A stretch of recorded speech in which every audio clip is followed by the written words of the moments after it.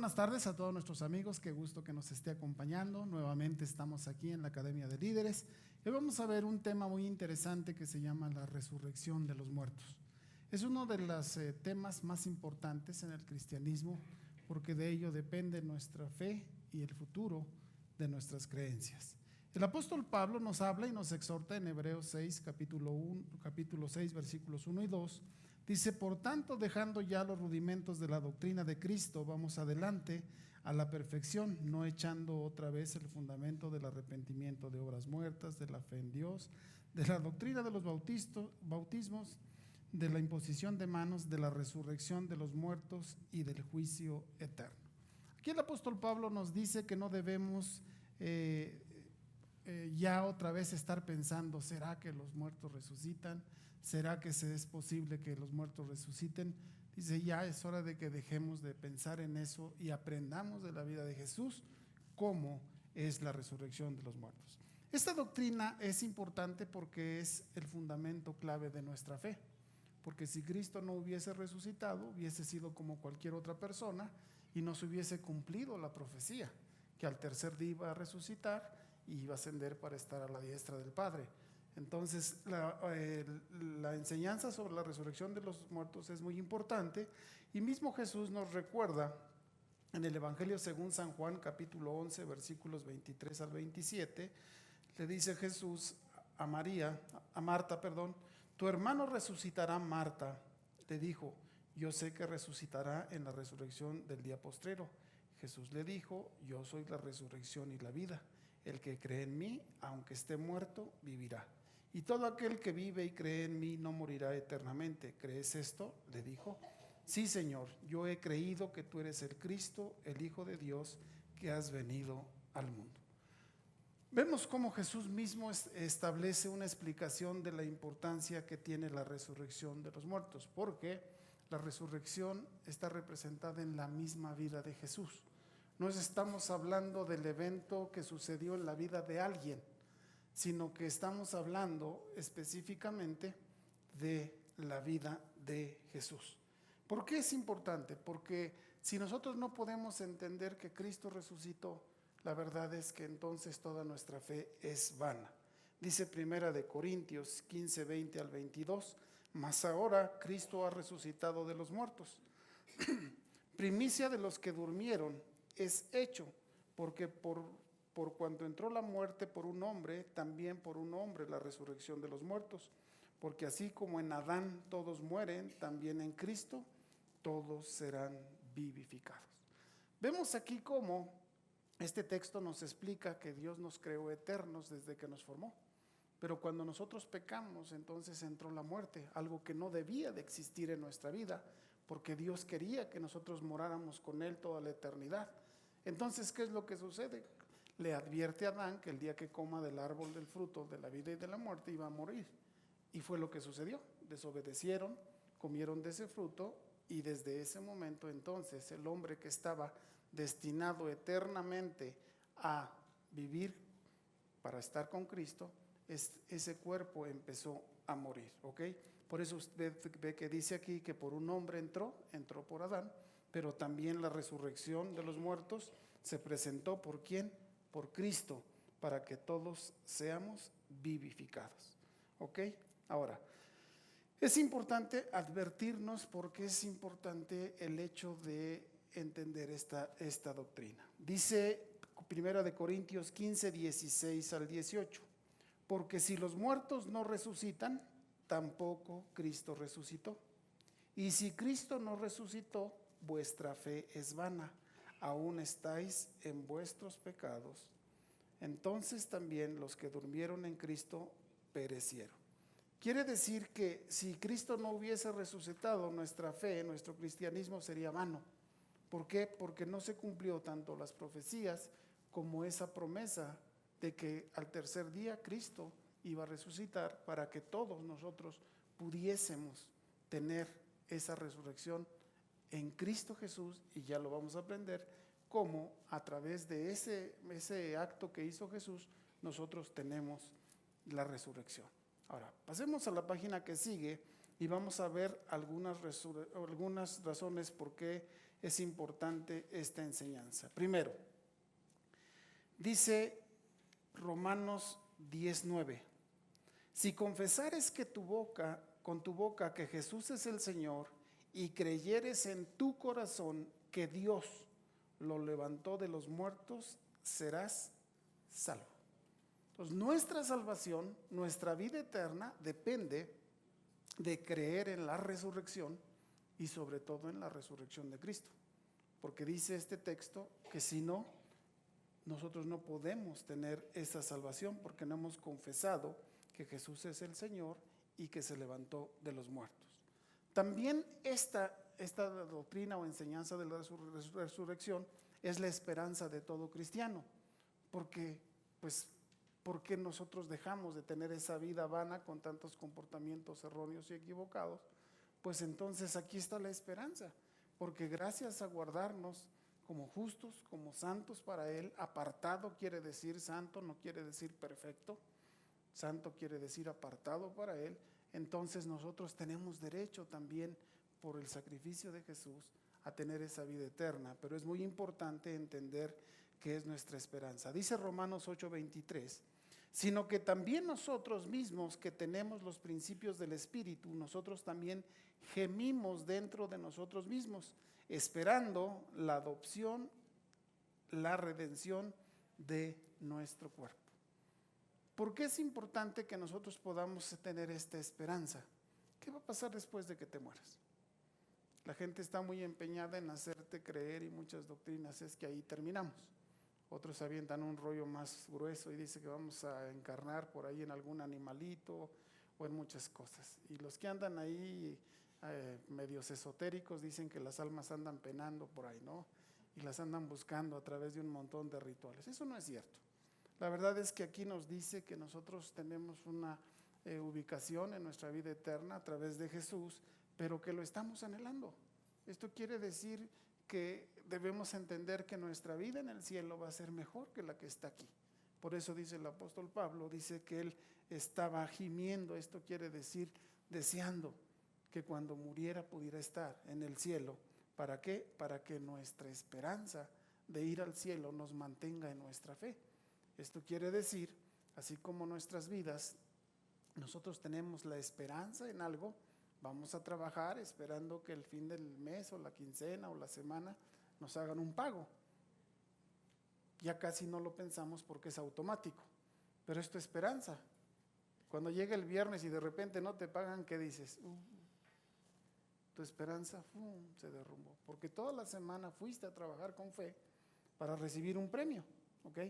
Entonces esta enseñanza nos habla de que nosotros nos guardamos en esa santidad, nos guardamos apartados para Él con la esperanza de que el día que partamos de esta tierra podamos estar con Él por toda la eternidad. Y esto lo confirma Filipenses 3:8-11 y dice, y ciertamente aún estimo todas las cosas como pérdida por la excelencia del conocimiento de Cristo Jesús, mi Señor, por amor del cual le he perdido todo y lo tengo por basura para ganar a Cristo y ser hallado en Él, no teniendo mi propia justicia, que es por la ley, sino la que es por la fe de Cristo, la justicia que es de Dios por la fe, a fin de conocerle y el poder de su resurrección y la participación de sus padecimientos, llegando a ser semejante a Él en su muerte, si en alguna manera llegase la resurrección de entre los muertos. El apóstol Pablo dice, bueno, pues sí he hecho cosas buenas, he hecho cosas malas, pero también he hecho cosas buenas, y vaya que se hizo cosas a él. El apóstol Pablo es el evangelista más grande de todos los tiempos, él conquistaba naciones, no se iba a una familia o a personas, él llevó el evangelio a Europa, a Asia, a muchos lugares. Pero dice, todo esto lo tengo por basura. ¿Por qué? Porque son cosas terrenales, esto aquí se va a quedar. Así que la esperanza que debemos tener es que todo lo que hagamos, nuestras casas, lo que logremos, lo que hoy nos tiene muy contentos, a lo mejor los coches, a lo mejor lo que hemos logrado quizá tener en el esfuerzo del trabajo o a través de la bendición de Dios, dice el apóstol Pablo, eso es basura, eso se va a quedar. Es más, al rato hasta problemas dejan, ¿verdad? Cuando las herencias no están bien definidas. Y dice el apóstol Pablo, dice, todo eso no tiene valor. Lo que tiene valor es lo que voy a iniciar cuando Cristo venga o yo muera y pueda estar a su lado. Por eso tu meta es entender que tu vida, la que verdaderamente va a ser la valiosa, es la eterna. No la que tenemos de 80, 90 años, por ahí dicen que 80 los más robustos y 90 ya los que rebasaron de alguna manera, sino la eterna, porque todos esos 80 o tantos años, dice la Biblia, que comparado con la eternidad es como un parpadeo. ¿Cuánto te tardas en parpadear comparado con la eternidad? Entonces esa es tu vida, la que debes de cuidar, y el apóstol Pablo te lo refrenda y te dice, deja ya de estar tan absorto, tan metido en estas cosas que ni siquiera te dejan pensar en la vida eterna. Y haga un análisis de la vida y vea cómo lo que nosotros hacemos en esta tierra nos absorbe tanto, que la verdad le dedicamos tanto tiempo y muy poquito a la vida eterna, que es donde vamos a pasar toda la eternidad. ¿Ok? Muy bien. También la resurrección de los muertos es una verdad que nos inspira a la santidad. Dice 1 Corintios 15:32, si como hombre batallé en Éfeso contra fieras, ¿qué me aprovecha? Si los muertos no resucitan, comamos y bebamos, porque mañana moriremos. Dice el apóstol Pablo, si no vamos a resucitar para irnos a la vida eterna, pues ¿para qué te cuidas? Pues dale vuela al hilacho. Pues total, haz lo que quieras, dale, embárrate de lo que quieras. Eso es lo que quiere decir. Pero si tú tienes la convicción de que hay una resurrección y que Cristo te lo demostró, es para que nos guardemos en santidad. Así que cuando nosotros no hacemos las cosas que el mundo hace, no es porque seamos fanáticos, no es porque seamos religiosos, sino porque estamos guardando nuestra vida para la vida eterna que vamos a pasar con Él. Esa es la gran diferencia. Por eso es lo que nos ayuda a guardarnos de muchos comportamientos. Punto número 5. Es una verdad que despierta al pecador. ¿Por qué? Porque vemos cómo el libro de los Hechos, las prédicas de la primera iglesia, de la iglesia primitiva que están descritas en el libro de los Hechos, todas hablan de la resurrección de Cristo. Esto quiere decir que una de las enseñanzas primordiales de la iglesia del primer siglo, una vez que Jesús murió, es la resurrección de los muertos, porque en ella estaba fundamentada la esperanza del cristiano.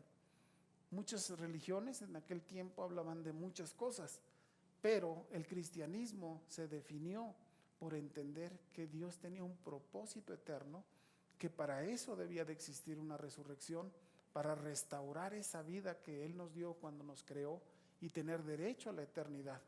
Derecho a la eternidad que podemos ir a pasarla bien o podemos ir a pasarla muy complicada eternamente. ¿Ok? Ahora, dice Hechos 17:32. Pero cuando oyeron lo de la resurrección de los muertos, unos se burlaban y otros decían, ya te oiremos acerca de esto otra vez. Cuando les hablaron del Cristo resucitado que dejó el cielo, que por amor a nosotros Dios Padre lo envió en una decisión que Cristo aceptó, vino a la cruz, murió por nosotros, todos decían, qué bien, qué padre, porque se parecía quizá mucho a muchas de las historias que conocemos. Vemos, por ejemplo, la historia de Prometeo, ¿verdad? En las historias griegas, en la mitología griega, alguien que baja el fuego y lo regala al hombre. Entonces había muchas personas que había en muchas historias o en muchas doctrinas o muchas religiones que hablaban de algo similar. Cuando viene el apóstol Pablo y les habla del envío del Cordero de Dios que quita el pecado del mundo, todos estaban asombrados. Pero cuando les dice que Él al tercer día resucitó, ahí dijeron, no, ahí sí ya no. Entonces, no podemos tomar el evangelio, no podemos tomar las buenas nuevas, no podemos entender el reino de los cielos si no hay un nacimiento, una vida, una muerte y una resurrección de Cristo. No podemos tener partes aisladas porque nunca podemos encontrar el verdadero mensaje de parte de Jesús para que entendiésemos su ministerio. Esta doctrina encontró mucha resistencia y muchos de ellos tomaron un camino diferente. Dice 2 de Timoteo 2:18 que se desviaron de la verdad diciendo que la resurrección ya se efectuó y trastornan la fe de algunos. La falsa enseñanza en cuanto a esta doctrina puede destruir a los creyentes. Quiere decir que muchas personas dicen que las personas han resucitado. Por eso ve, de repente dice que encontraron por ahí a fulano. En nuestra última historia aquí nos oyeron que uno de los representantes de Juan Gabriel dijo que no estaba muerto, que andaba de parranda. No, no es cierto. Que andaba por ahí y que se iba a presentar tal día. Entonces la gente empezó a hacer mofa de la resurrección. ¿Y qué fue lo que sucedió? Que de repente, ¿verdad?, mucha gente se desvía. Y como lo que pasó allá en Atenas, dijeron, pues sí creemos del amor de Dios, de Jesús, que murió por nosotros, pero eso de que resucitó, pues los muertos no resucitan. Entonces encontraron unas doctrinas equivocadas, se desviaron de este principio. ¿Y qué fue lo que pasó? Que se confundieron. Por eso para nosotros, familia, líderes, es muy importante entender esta enseñanza. ¿Ok? Dice 1 Corintios 15:12, pero si se predica de Cristo que resucitó de los muertos, como dicen algunos entre nosotros, que no hay resurrección de los muertos. Entonces nosotros hablamos del Cristo resucitado. Nosotros no hablamos del Cristo muerto. Cristo no se quedó en una cruz. Él bajó a la tumba, venció la muerte, resucitó al tercer día y está a la diestra del Padre. Entonces, sin que usted se dé cuenta, usted está hablando hoy del Cristo resucitado, del que está a la diestra del Padre intercediendo por usted y por mí. ¿Ok?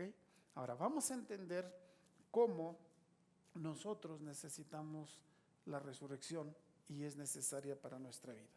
Primero vamos a ver cómo Dios amonestó a Adán, dijo que si pecaba, la muerte los alcanzaría, y fue lo que hicieron. Dice Génesis 2:17, mas del árbol de la ciencia del bien y del mal no comerás, porque el día que de él comieres, ciertamente morirás.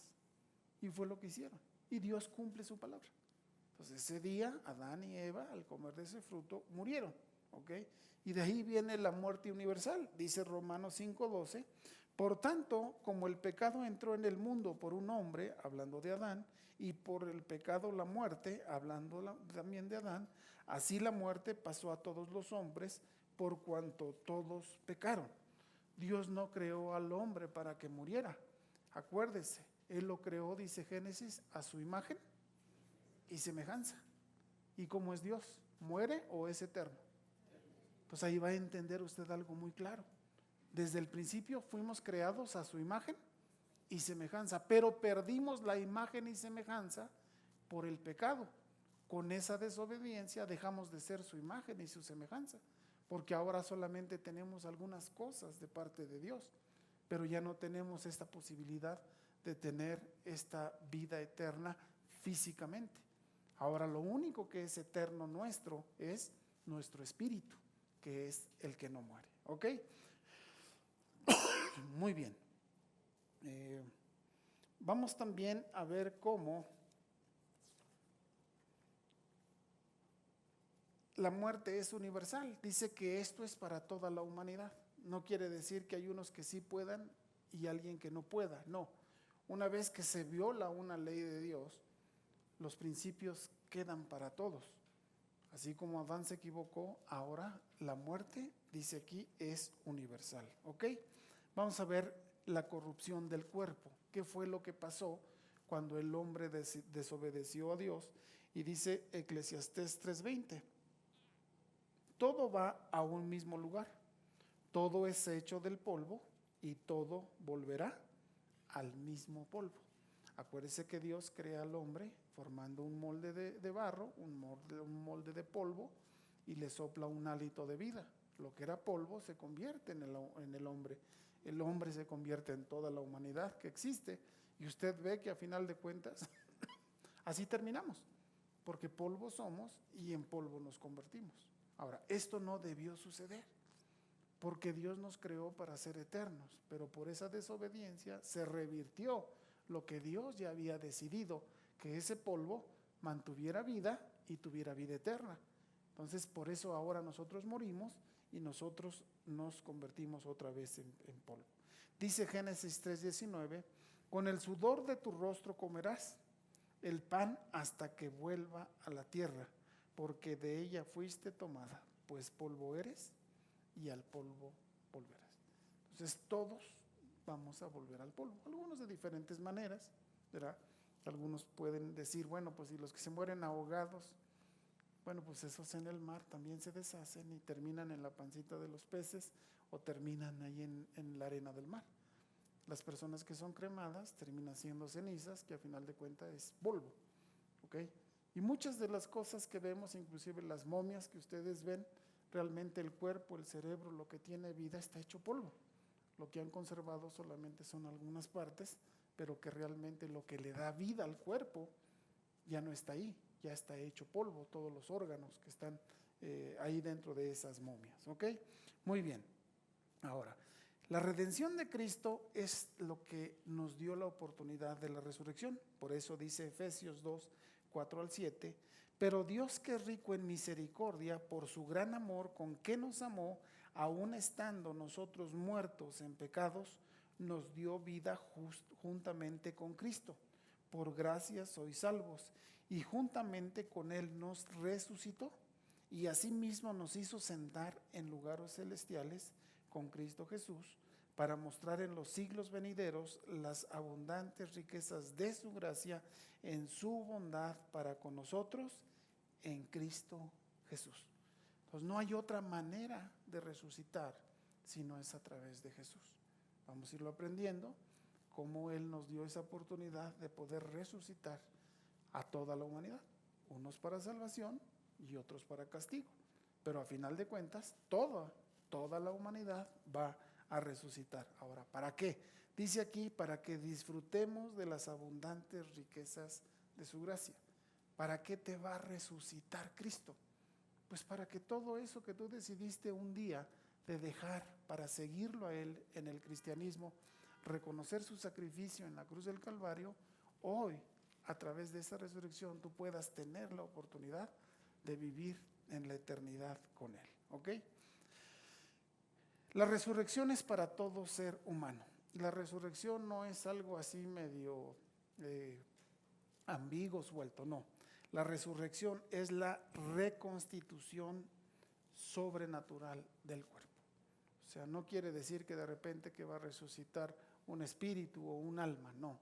La resurrección habla de la reconstitución. Esto quiere decir que el cuerpo que tú tienes va a volver a tomar vida, aunque ya hayas muerto, el de nuestros papás, de nuestros abuelos, tatarabuelos, quien ya no esté con nosotros, ese cuerpo se va a reconstituir.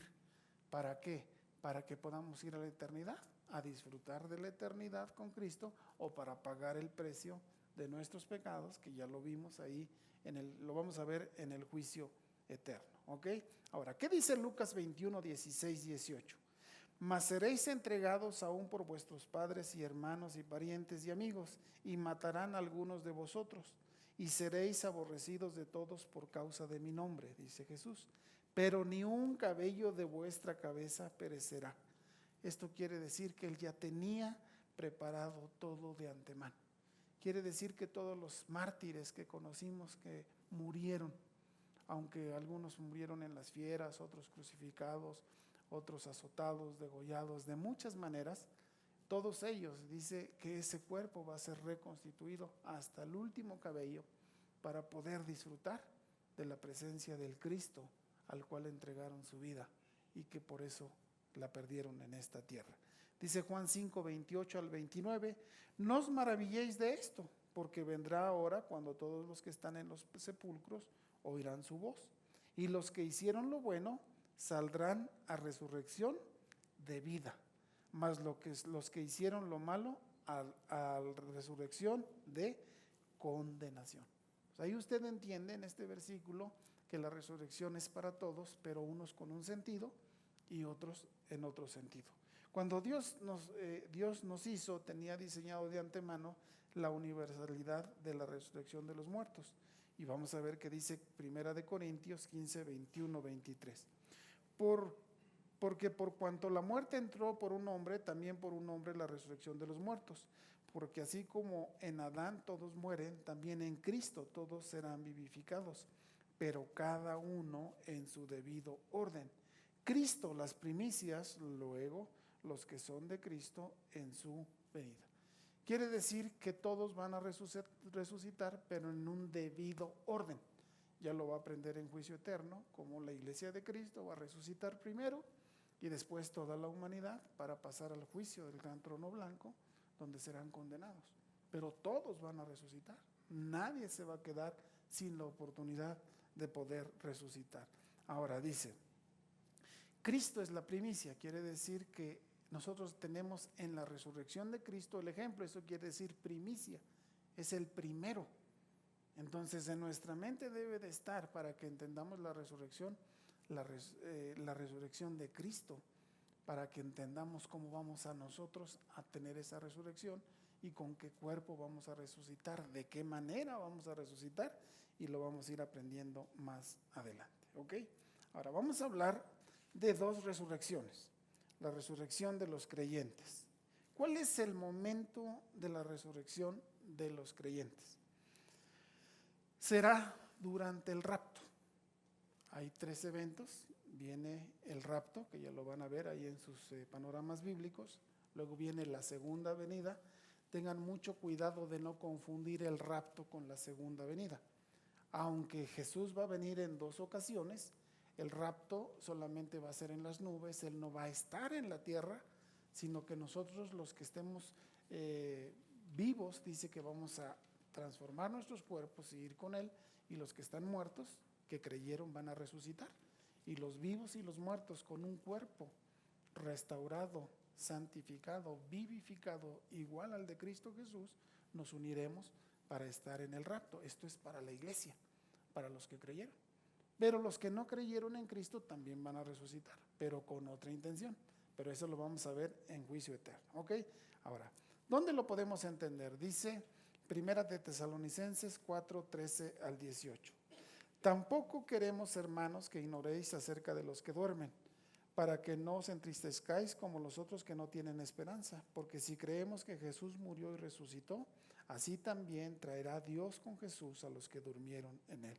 Por lo cual os decimos esto en palabra del Señor, que nosotros que vivimos, que habremos quedado hasta la venida del Señor, no precederemos a los que durmieron. Porque el Señor mismo, con voz de mando, con voz de arcángel y con trompeta de Dios, descenderá del cielo, y los muertos en Cristo resucitarán primero. Luego nosotros, los que vivimos, los que hayamos quedado, seremos arrebatados juntamente con ellos en las nubes para recibir al Señor en el aire, y así estaremos siempre con el Señor.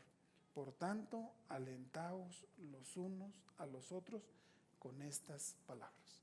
Pues aquí podemos ver cómo en esto que está hablando del rapto, dice que va a venir y dice que con voz de arcángel, con trompeta, va a anunciar. Dice que va a ser como un rayo, dice que va del occidente al oriente y pasa tan rápido que nadie se va a dar cuenta.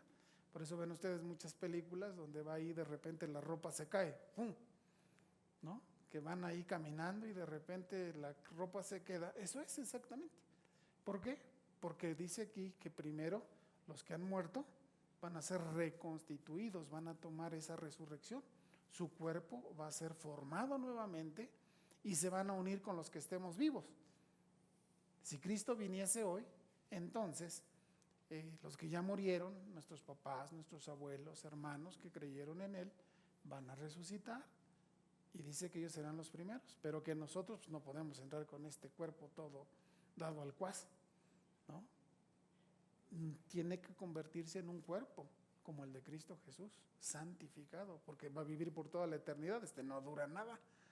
Entonces tiene que ser transformado y nos vamos a juntar y ya dice que vamos a ir por toda la eternidad con Cristo Jesús. Ya veremos después que andaremos con Él haciendo muchas cosas, las bodas del Cordero, vendremos con Él a juzgar a las naciones, pero ya nuestro lugar ya está ahí en el cielo. Por eso es la fidelidad que debemos tener como iglesia, como cristianos, para que el día que partamos o el día que Cristo venga, tengamos la seguridad de ir y no estar esperando la gran tribulación y tantas cosas terribles que va a vivir la humanidad, ¿ok?